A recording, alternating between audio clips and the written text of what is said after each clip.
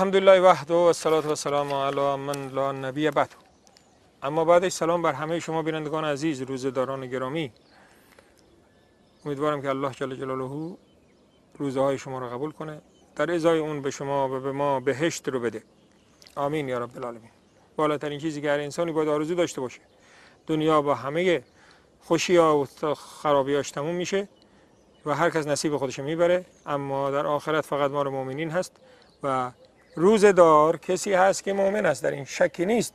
چرا که هیچ کس نمیدونه. شما وقتی روزه گرفتین خودت به خودت درجه بده، بگو من یک مؤمن هستم، بدون شک و تردید. وقتی روزه میگیری تو مؤمن هستی، الحمدلله. اون تا مؤمنم دیگه درجاتی داره دیگه. حالا مؤمن میگه آقا من میخوام کار خیر کنم، اما نمیشه. اول ماه رمضان تصمیم میگیره که اینو میکنم، اون کارو میکنم، اینجوری میکنم، اونجوری میکنم. وسطای ماه رمضان کم کم سست میشه، خسته میشه. و این عیب بعد از ماه رمضان هم، بلکه همیشه که ما اراده خود سازی میکنیم این عیب سراغ ما میاد.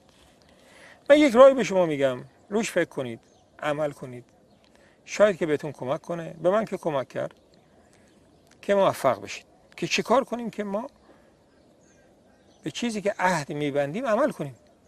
آقا عهد میبندم من مثال روز یک جز قرآن بخونم، عهد میبندم که مثال من اینقدر خیرات بدم، عهد میبندم که من دروغ نگم، عهد میبندم که غیبت نکنم، ولی باز نمیشه دیگه.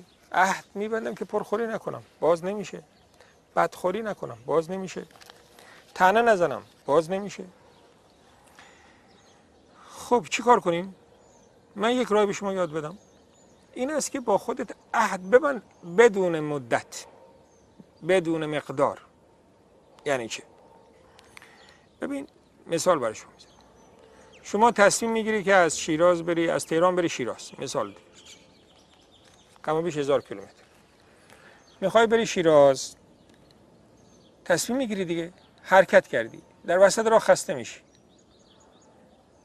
اگر به سیستمی که من عرض میکنم عمل کنی، شما شکست نخوردی. یعنی چی؟ یعنی شما از اول با خودت قرار نذار که من باید یه روزه به شیراز برسم، یا 2 روزه به شیراز برسم، یا 10 روزه به شیراز برسم. خب عرض من توجه کنید، نکته رو بگیرید. شما با خود بگید که آقا من تصمیم گرفتم به شیراز برم، حالا هر چند روز که طول بکشه مهم نیست. من تصمیم گرفتم قرآن رو دوره کنم، حالا چند روز که طول بکشه مهم نیست. یه سالم طول کشید، یعنی بیشتر که نمیشه. من تصمیم گرفتم غیبت نکنم، خیلی خوب، باز غیبت کردم، دوباره کوشش میکنم. بالاخره من تصمیم گرفتم به این هدف برسم، ولی یه روز نشد، در 100 روز. یعنی خودتون رو مقید نکنید به زمان تا سرزنش نشید. خودتون رو مقید نکنید به مقدار تا سرزنش نشید. بلکه فقط هدف که من به این هدف باید برسم، حالا اگه یه روز شد یا 100 روز شد. این فرمول رو شما در هر کاری بذارید موفق میشید. در درس، در دور کردن عادات بد، در پیدا کردن کار خوب، در جمع کردن پول، در بهتر کردن سلامتی خودتون. این راهی هست که شما رو به نتیجه میرسونه. چون این سماجته و هر انسانی که سماجت کنه، استمرار بده، یک صفتی است، حتما موفق میشه. پیامبر ما فرموده است که شما نمیتونید، حضرت عایشه میگه، هدف رو بزنید، به هدف نزدیک بشید، قریب بشید به هدف. و بهترین عمل اون است که مداوم باشه ولی کم باشه. مداوم باشه ولی کم باشه. حالا راست اگه شیراز آدم بخواد بره از تهران، خب راه یک روز است اگه با ماشین مثال بره. خب اگر اینو در 20 روز بره که این که کمه خیلی، ولی پیامبر اینو میگه خوبه، به شرطی که مداوم باشه. یعنی شما هر وقت به شیراز بخوای بری، یه مثاله، در 20 روز برو. بهتر از اون است که فقط یک بار بری و 100 بار دیگه نری و با یه روزه بری. نه، این در هر کاری همینجوره. یعنی کارو کم انجام بده. 2 رکعت نماز بخون مثال در روز، بهتر از این است که یک روز 100 رکعت بخونی، روز یک ماه هیچی نخونی. متوجه هستید؟ و بازم گفتم انسان همیشه نمیتونه موفق بشه در یک کاری. شما یه قرار با خودت میذاری، مهمون میاد، قرار با خودت میذاری، مریض میشی، قرار با خودت میذاری، کار مهمتری پیش میاد. اگر آسون بگیری، دین آسونه. بگه خیلی خوب امروز نشد، فردا عیب نداره، حالا 2 روز مثال من فلان کار رو انجام ندادم، چیزی که با خودت قرار بستی. این خیلی به انسان کمک میکنه تا انسان موفق بشه. به توجه داشته باشید. که سخت نگیرید. دوباره تکرار میکنم حکمتی رو که به شما عرض کردم. حکمت این است که شما هر کاری که میخوای شروع کنی انجام بدی، تصمیم بگیر انجام بده، اما به خودت تمرین کن. اگر نتونستی خب انجام نده این حرف من رو، اما به خودت یک امری نکن که آقا نافله رو دیگه میگم، چیزی که فرض نماز فرضه که واجبه که باید بخونی، روزه واجبه که باید بگیری، غیر از این به خودت دیگه امر نکن که آقا من باید این کار رو مثال در این 2 روز بکنم، باید هر روز 1 ساعت مثال درس بخونم، هر روز 2 ساعت مثلا فلان کار انجام بدم.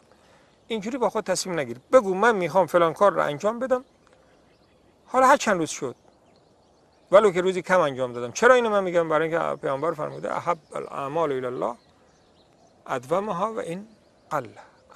مهمترین عمل برای خدا یک حکمت بزرگیه. پیش الله بهترین عمل اون است که مداوم باشه ولی کم باشه. کم بکن، انجام بده. کاری که در 1 روز میخوای انجام بدی در 10 روز انجام بده، اما انجام بده.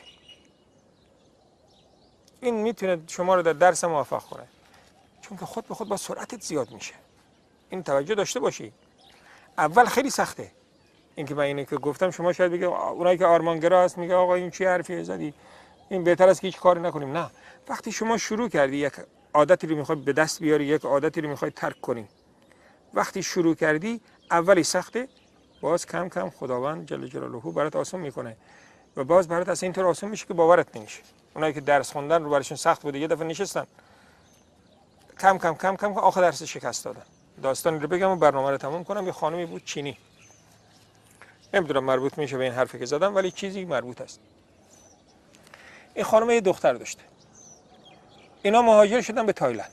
حالا چی مشکلی براشون پیش اومده بود از چین نمیفهمم. در تایلند دیگه دختر داشته، شوهرم نداشته، دخترش فرستاد کلاس اول، خودش هم بی سواد و کار میکرده جایی، ولی با همین دخترش درس میخونده. خب مغز این بزرگتره، دختره بیچاره دیگه تازه است دیگه. وقتی دختر کلاس اول امتحان داده، اینم امتحان داده قبول شده، زن بی سواد.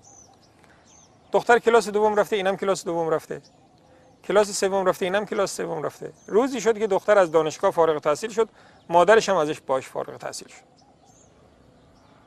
ادامه داد. نه، خدا براش آسون کرد. یعنی برای یک زنی که بیوه است، سرپرستی دختر داره، کار میکنه، اما از کوچیک شروع کرد، از کلاس اول شروع کرد. ما کلاس اول نرفته میگیم آقا امروز من اینقدر کار میکنم، تو کلاس 10 چی میکنی؟ تو کلاس 1 برو. باز خدا کلاس 10 هم برای تو آسون میکنه. این خانم یک حرفی داره، خیلی حرف جالبیه، من هیچ وقت یادم نمیره. میگه که وقتی کار شروع میکنی سخته، وقتی ادامه میدی خیلی سخته. خودش میگه وقتی بازم ادامه میدی، میگه دیگه ناممکن میشه، یعنی میگه دیگه نمیشه اصلا، ولی میگه باز اگر ادامه بدی کار برات آسون میشه. این همون حرف منه که اول گفتم. شما یه کار شروع میکنی سخته، خیلی خوب، میخوای بری از تهران شیراز، تصمیم میگیری که من امروز 100 کیلومتر میرم، نمیتونی 10 قدم برو. روز دوم میگه آقا خیلی سخت‌تره، اصلا نمیشه، 5 قدم برو. روز سوم 2 قدم برو. ولی ول نکن. آخر میبینی یه روز میاد که 100 کیلومتر میری، 200 کیلومتر میری، 300 کیلومتر میری. این رازی است که من بهش رسیدم و این خانم چینی هم بهش رسیده بود و احادیث هم این رو تایید میکنه. امیدوارم که الله به من و شما توفیق عمل بده. شما رو به خداوند بزرگ میسپارم. دعا میکنم که روزه و نمازهای شما قبول بشه. ما رو هم از دعا فراموش نکنید، خصوصا که حالا دیگه ما در شب‌های قدر هستیم. فراموش نکنید که لیلة القدر در یکی از همین شب‌ها است. این شب‌ها رو از دست ندیم. اگر 100% نمیتونیم 50%، طبق این حکمت. اگر 50% نمیتونیم 20 تا. اگر 20% نمیتونیم 10%، 5%، 4%، 1% شب رو خالصانه برای الله عبادت کنیم، دعا کنیم، حداقل نماز بخونیم و ازش خیر بخوایم. الله من شما خیر دنیا و آخرت بده. اللهم ربنا آتنا فی الدنیا حسنه